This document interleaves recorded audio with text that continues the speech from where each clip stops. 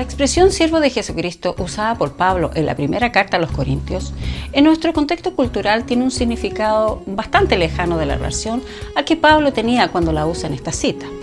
En griego, la palabra utilizada por Pablo y traducida como siervo no se deriva de diáconos, como en muchos otros textos, sino de uperetas, que significa siervos o esclavos bajo la autoridad del amo y se conoce en castellano como uperete.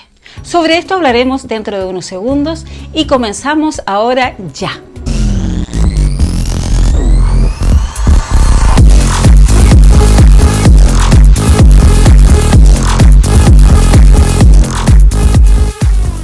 En el siglo I, el significado de la palabra se aplicó también para incluir a un siervo doméstico. Por ejemplo, el asistente que recibió de Jesús el rodeo de Isaías cuando el Señor predicó en Nazaret. Era un siervo de la sinagoga local. En tiempos de tranquilidad, era posible para las familias más acomodadas aumentar en tamaño adquiriendo esclavos. La mayor parte de ellos debía su condición al hecho de ser cautivos de guerra o por haber sido comprados en mercados de esclavos. Aunque los esclavos eran considerados como una posesión, estaban cuidadosamente protegidos por la ley.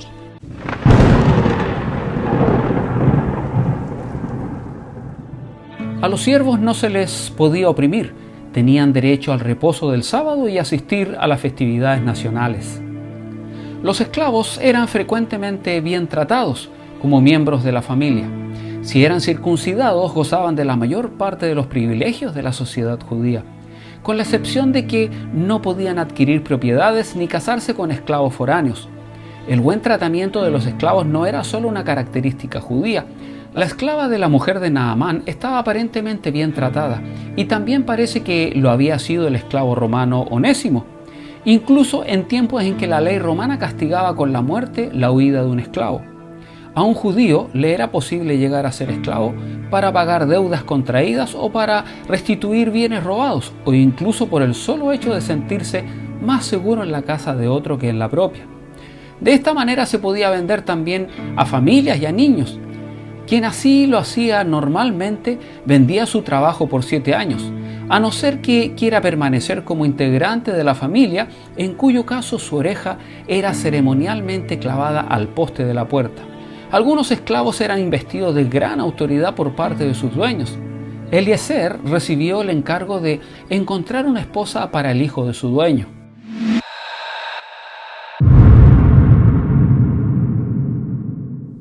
La hija de un amo podía casarse con un esclavo, pero si el yerno decidía finalmente dejar la familia, tenía que dejar atrás de él a su esposa e hijos. Normalmente, los esclavos eran liberados en el año del jubileo para ser devueltos a sus heredades, que eran liberadas al mismo tiempo. Los esclavos podían ser liberados en cualquier momento si su deuda era pagada por otro miembro de su familia o incluso por ellos mismos. Solo las niñas vendidas como esclavas permanecían esclavas de por vida. Las generosas leyes israelitas con respecto a los esclavos contrastaban intensamente con las duras leyes con respecto a ellos en otras zonas del Medio Oriente. Las economías de los imperios griegos y romanos se erigieron principalmente sobre la institución de la esclavitud. El Nuevo Testamento aceptó la esclavitud como una realidad de la vida, pero estableció las bases doctrinales que finalmente pondrían fin a esta práctica.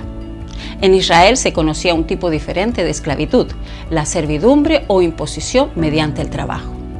Las autoridades efectuaban reclutamientos por un determinado número de meses al año para las obras públicas. La población cananea original que había sobrevivido a la conquista fue puesta a trabajar en estos proyectos, pero los israelitas tenían que dar 3 meses de trabajo al año. Nótese que Pablo usa el plural siervos para referirse a los apóstoles y a sus colaboradores, pero después en el versículo 3 cambia al singular usando para siervo el concepto de uperete, como mencionamos al comienzo. Pero, ¿quiénes eran los uperetes? Estos eran remeros esclavos en las galeras griegas que estaban en la parte inferior más profunda del barco amarrados al remo. Eran uno más en la tarea de poner en movimiento el navío. En tiempos de guerra, cuando éste era dañado seriamente y se hundía, para el uperete esto significaba una muerte segura. Es decir, el uperete de Jesucristo está amarrado a su ministerio y junto a otros esclavos como él cumplen los designios de Jesucristo hasta la muerte. Una vez más hemos llegado al final de nuestra entrega, amigos. Recuerden que el saber de letras no busca fama ni protagonismo, sino dar a conocer aquellos aspectos que rodean los hechos relatados en las Escrituras. El conocimiento es esperanza y por ello creemos que es importante su difusión. ¿Cómo nos puedes ayudar? Sencillamente compartiendo estos videos con tus amigos para que en ellos también nazca la esperanza. Un abrazo y hasta la próxima, amigos.